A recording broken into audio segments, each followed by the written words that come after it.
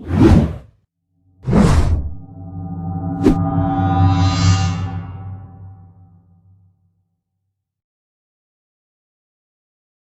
students, welcome to our YouTube channel Chem Origin. This is Dr. Satish Kumar. Dear students, in this video module, we discussed about water in the lesson of hydrogen and its compounds. In this video module, we learn about the water. So students, we have a primary idea about water. Students, we know water is essential for life. Water is essential for life. So students, a major part of all living organisms, whether these are animals or plants, they are survival and growth of animals, growth of plants, for survival of all majority of living organisms, water is essential, water is necessary. So that's why we can give a statement that water is a essential for life.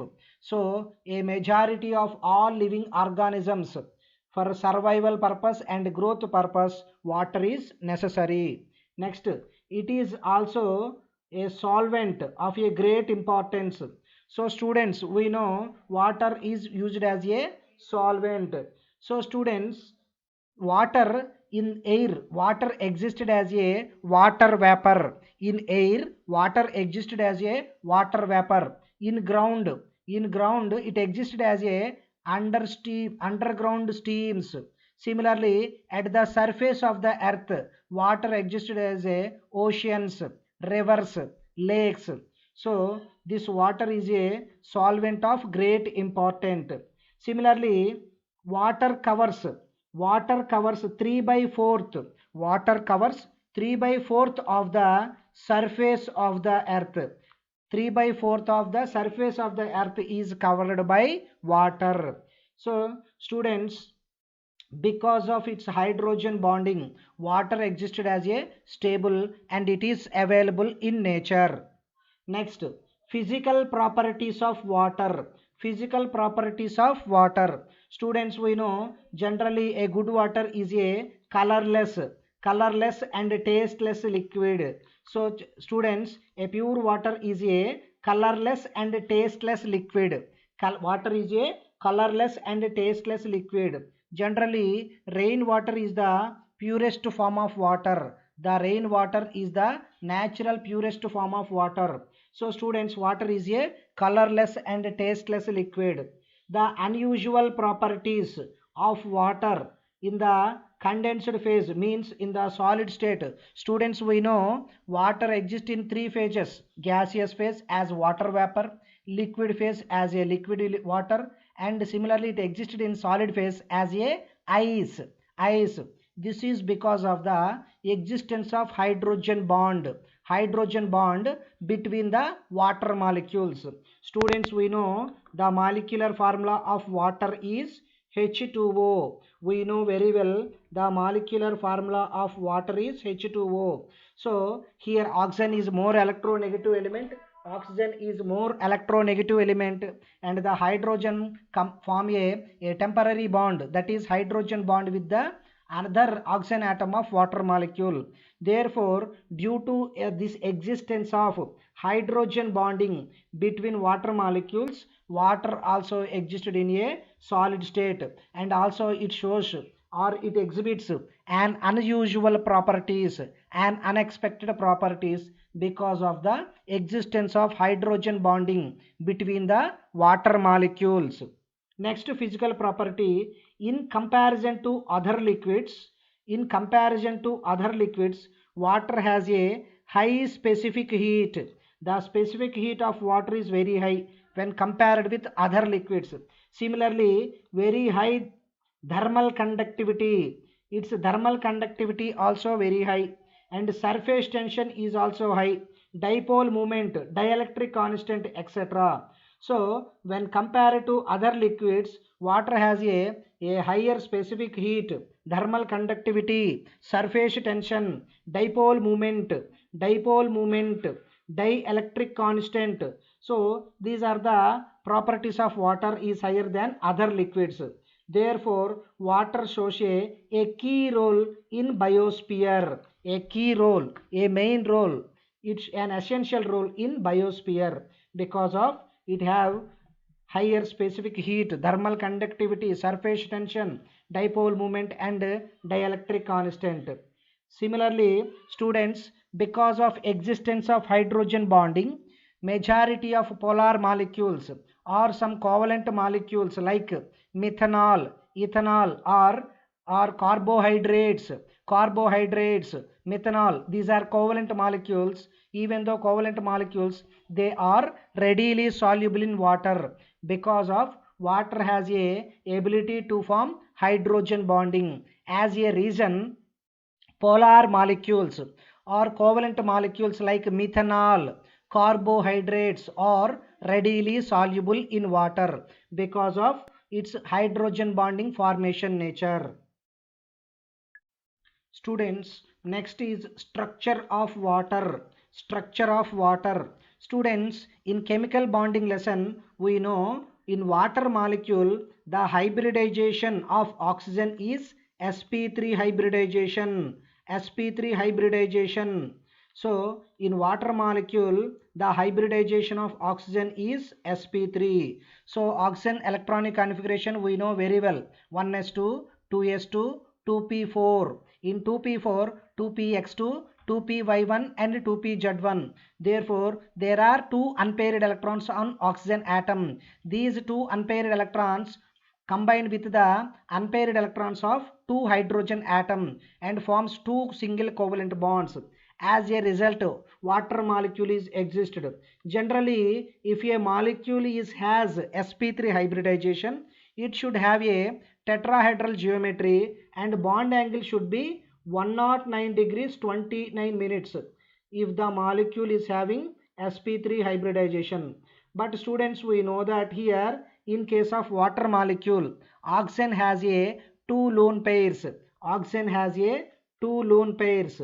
Students, we know that is 2s2 and 2px2. So there are two lone pair of electrons on oxygen atom. Therefore, there is an existence of lone pair repulsions and lone pair bond pair repulsions in case of water molecule. As a result, even though in water molecule oxygen has sp3 hybridization, its shape is angular shape or V shape, and also the bond angle is 104 degrees 5 seconds, 104 degrees 5 minutes. This is because of the lone pair and lone pair bond pair repulsions. Therefore, as a result, in water molecule, even though oxygen has a sp3 hybridization, in water molecule the bond angle is 104.5 degrees. This is because of the lone pair or lone pair bond pair repulsions. And also it is a bent molecule or angular shape or V shape molecule. So this is the reason. Next, the crystalline form of water is ice. So students, already just now I told you water exists in solid state. This is because of the hydrogen bond. So in solid state water exists as a ice. This is in the crystalline form. Ice crystalline form. Therefore, the density of ice. So in solid state, the density of ice is less than the density of water in liquid state. See students, how interesting this point. The density of ice means water in its solid form when compared with water in liquid form, it is less denser. Therefore, ice is less density than liquid water. As a result, whenever if we add ice on water, if we add ice to water, the ice floats on the surface of the water. This is because of the density of ice is less than the density of water. So this property helps the aquatic beings, that is students, in cold regions. In winter season, the upper part of the lakes, upper part of the river becomes ice, but inside the water should be in liquid state only. So the water organisms, the water living creatures like fishes and other water creatures are survival their life inside the water. So similarly, therefore, this property helps to maintaining the ecological conditions on the surface of the earth. Because of the existence of this water on the surface of the earth, it balances the earth's temperature and also it maintaining the ecological conditions on the surface of the earth. Therefore water plays a key role. Water source exhibits a essential role. It's part on the surface of the earth. Next, chemical properties of water. Chemical properties of water. Students, we know water is a stable molecule. Because of existence of hydrogen bonding, water existed as a stable and that's why it is naturally available. Next, water is having amphoteric nature. Students, we know water acts as a Bronsted acid and Bronsted base. Water acts as a proton donor as well as water is also acts as a proton acceptor. Proton donor, proton acceptor. For example, students, if you add the water to ammonia, aqueous ammonia, it acts as a proton donor. Proton donor. So it acts as a Bronsted acid. Bronsted acid. Therefore, it forms OH minus ion and NH4 plus ion. Similarly, if water is added to the H2S, hydrogen sulfide, it acts as a proton acceptor. Proton acceptor. Therefore, it acts as a Bronsted base. So, the same water one time acts as a, in one case it acts as acid, in another cases it acts as a base. As a result, we said water is having amphoteric nature, dual behavior. The same water molecule in some reactions acts as acid, in some other reactions it acts as a base. As a result, we said to be water is having amphoteric nature, dual behavior. Next chemical property, reaction with metals and non-metals. So students, water readily reacts with electropositive metals like sodium. So it readily reacts with electropositive metals, forms corresponding alkali, corresponding bases. For example, students, if you see, if an electropositive metal like sodium is treated with water, it forms sodium hydroxide. Along with it evolves hydrogen gas. Therefore, students, whenever if you treat the water with metals, it liberates hydrogen gas readily. So students, this is very important reaction. If water is treated with a metals, so it immediately releases the hydrogen gas. But students, if the other metals like iron, these metals should react with water at high temperature conditions only. Therefore, red hot iron is added to water or steam. Red hot iron is treated with steam. It forms a Fe3O4 iron oxide and also it evolves hydrogen gas. So students, from this we can conclude that water reacts with metal, it readily releases H2 gas, dihydrogen. Water whenever reacts with metals, it releases dihydrogen. In case of electropositive metal or highly reactive metals, water readily reacts at room temperature only. But with other metals, it reacts at high temperature conditions or steam water we are using to prepare the dihydrogen. Similarly, with non-metals like halogen and carbon react with water only under specific conditions, only under suitable conditions. So students, if halogen is treated with water, it forms a corresponding hydrogen halide and O2, half O2. So students, in from water molecule, oxygen is oxidized. Removal of hydrogen takes place. So these are the reaction with metals and non-metals of water. Next chemical property, reaction with basic oxides. Students, we know the alkali metal oxides are having basic nature. Therefore, if you treat the water with basic oxides, it readily forms corresponding alkali, corresponding base. For example, students, if you take Na2O, Na2O is treated with water, Na2O is reacted with water, it readily forms sodium hydroxide, caustic soda, caustic alkali. So in this manner, whenever the basic oxide is treated with water, it forms a corresponding alkali. Next chemical property, reaction with acidic oxide. Reaction with acidic oxides. Students, if water is added to the acidic oxides, it forms a acids. It forms acids. Whenever water is added to acidic oxides, whenever water is added to acidic oxides, it forms acids. For example, if you see sulfur trioxide, SO3, if sulfur trioxide is added to water, it forms a sulfuric acid, H2SO4. Whenever sulfur trioxide is added to water, it forms a sulfuric acid, H2SO4. Similarly, if acidic oxide like Cl2O7, if acidic oxide like Cl2O7 is treated with water or reacted with water, it readily forms HClO4. HClO4. Similarly, if you treat it with P4O10, phosphorus pentoxide, P4O10, it forms phosphorus. So it is the dimer of phosphorus pentoxide, P4O10. P4O10. Whenever P4O10 is treated with water, it forms a H3PO4, phosphoric acid. Phosphoric acid. So in this manner, whenever water is reacted with acidic oxides, treated with acidic oxide, it readily forms acids. It readily forms corresponding acids. Next chemical property, formation of hydrates. Formation of hydrates. Students, we know metal salts or salts combined with water forms a hydrated salts.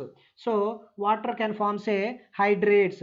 These hydrates are divided into three types. Those are coordinated hydrates, interstitial hydrates, hydrogen bonded water. So these are the examples of hydrates. Coordinated water type, the example is chromium H2O 3Cl minus. So this is a coordinate compound, coordinate covalent compound. So this is the example, a coordinated water. Next, interstitial water. Interstitial water, the example is barium chloride dihydrate. Barium chloride dihydrate. So the dihydrate salt of barium chloride is an example of interstitial water. Interstitial water. Next, hydrogen bonded water. Hydrogen bonded water, copper sulfate pentahydrate, CuSO4 5H2O, CuSO4 5H2O, copper sulfate pentahydrate. So these are the hydrates is formed by water.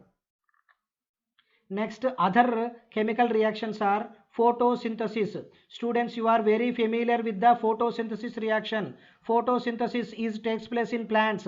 So in presence of water and in presence of sunlight, and chlorophyll. Chlorophyll is a pigment which is present in the trees or plants, trees and plants. So in presence of chlorophyll and sunlight, CO2 is reacts with water, forms a corresponding carbohydrates.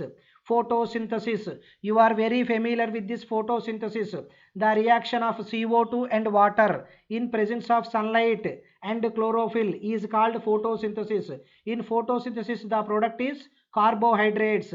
So students, this photosynthesis is an example of redox reaction. In this reaction, both oxidation and reduction takes place. Here water is oxidized to O2. Water is oxidized to O2. In this reaction, CO2 is consumed and oxygen is released. So this is the very important necessary condition. Because of this photosynthesis only, the life is exist on the earth. The life is exist on the earth. The life balanced on the earth because of this photosynthesis reaction. Next chemical properties, hydrolysis reactions. So students, water is also involved in hydrolysis. Readily hydrolysis is the salts. For example, if you treat it with AlCl3, aluminium trichloride, AlCl3, so water readily participate in hydrolysis with both ionic compounds and covalent compounds. For example, if you see AlCl3 is treated with excess of water, it forms AlOH thrice and HCl. HCl. So acid is released. Similarly, if you treat it with silicon tetrachloride on hydrolysis, it gives SiO2, silicon dioxide, with the hydrochloric acid. Hydrochloric acid is formed. Hydrochloric acid is formed. So these are the important chemical reactions, chemical properties of water. Next, hardness of water. Hardness of water. Students, naturally water is available in form of hard water and soft water. Generally, hard water is not suitable for usage, our domestic usage purpose. Hard water is not suitable for washing clothes, not suitable for cooking food, not suitable for bathing. So students, hard water, hard water and soft water are available naturally. Generally, soft water is very useful for domestic. For domestic usage, soft water is useful. Hard water is not suitable. So we can see what is hard water, what is soft water. Students, whenever if you add a soap to water, if it forms readily lather, if it is forms readily lather is called soft water. If it does not form any lather, it is called hard water. So students, we can define the hard water as the water which does not give lather, the water which does not give lather with soap is called hard water. So the water which does not give lather with soap is called hard water. Hard water. This is because of the water contains calcium and magnesium salts. Due to presence of calcium salts or magnesium salts or both the salts present in water, the water does not give a lather whenever if we add soap to the water. That type of water is called hard water. Hard water. Next, soft water. So if we add soap to the water which readily gives, which easily forms lather, is called soft water. This soft water is very useful for domestic usage and also it is useful for industrial usage also. So students, we can see what is the chemical reaction takes place during the formation of lather. So sodium stearate. Soap is a formula of sodium stearate. Sodium stearate. On adding with water, if you add the soap to a soft water, it forms a sodium hydroxide and stearic acid. The formed stearic acid again reacts with soap to form a lather. Whenever if sodium stearate is added to a hard water contains calcium salts or magnesium salts or both calcium and magnesium salts. Due to the presence of these salts, the sodium stearate is converted into calcium stearate.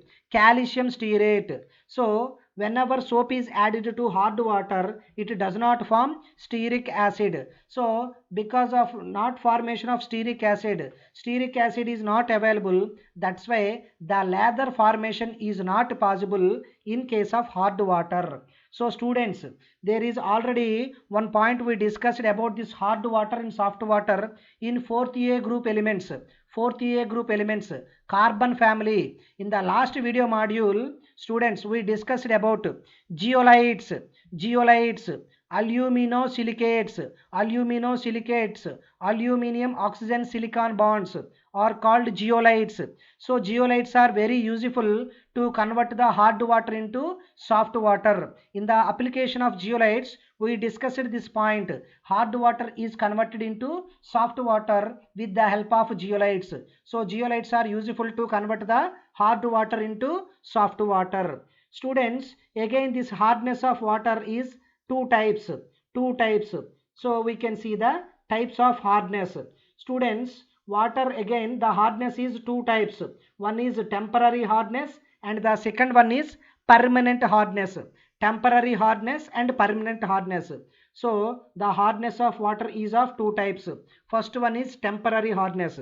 So what is temporary hardness? We can see the hardness, the hardness that can removed whenever if we boiling the water. Suppose students, if you take the hard water which is on boiling, the hardness of the water is lost. The hardness of water we can remove on boiling, on heating the water. Those type of hardness is called temporary hardness. Temporary hardness, whenever the hard water on boiling, on simple boiling, the temporary hardness is removed, that is called temporary hardness. If during the boiling the hardness of water is lost, that type of hardness is called temporary hardness. This is because of the during boiling the calcium salts are converted into calcium bicarbonate and magnesium bicarbonate. These calcium bicarbonate and magnesium bicarbonate are precipitated in the hot water. As a result, we can remove the precipitate from the water by filtration. So students, in this temporary hardness, the reaction takes place during boiling is calcium bicarbonate is converted into calcium carbonate plus water, and CO2 gas is evolved from the water. Similarly, magnesium bicarbonate is converted into magnesium hydroxide. During boiling, magnesium bicarbonate is converted into magnesium hydroxide and CO2 gas is evolved. So students, this is about temporary hardness. The hardness of the water can be removed by boiling is called temporary hardness. Next, permanent hardness. Permanent hardness. Permanent hardness. Students, this hardness we cannot remove by simple boiling. The hardness of the water we cannot remove by simple boiling is called permanent hardness. So permanent hardness we cannot remove by boiling. We cannot remove by boiling is called permanent hydrates, permanent hardness. Permanent hardness. This is because of the presence of calcium chloride salts, calcium sulfate, magnesium chloride, magnesium sulfate or magnesium nitrate, calcium nitrate in water. Because of the presence of calcium chloride, calcium sulfates, magnesium chlorides and magnesium nitrate salts, due to the presence of these salts, we cannot remove these salts by simple boiling. As a result, the hardness of water we cannot remove by simple boiling. So this type of hardness is called permanent hardness. This permanent hardness is also causes because of the Fe3 plus, aluminium 3 plus and manganese 2 plus ions. So students, due to the presence of Fe3 plus ions or aluminium 3 plus ions or Mn2 plus ions causes permanent hardness to the water. So these are the types of hardness of water. Generally, the hardness of water is measured in these two types of units, students. One unit is ppm and another one is mg per liter. So students, ppm, parts per million. Parts per million is the units of hardness, or similarly or milligram per liter. Parts per million in short ppm or milligram per liter in short mg per L. So these are the generally the units of hardness. So student, this is about the hardness, temporary hardness, permanent hardness and units of hardness. Okay students, I hope you enjoy this session. In today's video module, we discussed about water. Water is how essential for living organisms on earth, and also we discussed about the physical properties of water, chemical properties of water, and also we discussed about the structure of water. And again, naturally the water is generally available in two forms. One is soft water and hard water. Generally, which type of water is called soft water and which type of water is called hard water, we saw with definitions. And again the hardness, the units of hardness we can discuss it in today's video module. And again the types of hardness also we discussed, temporary hardness and permanent hardness. So this is the very important topic, students. Thank you very much.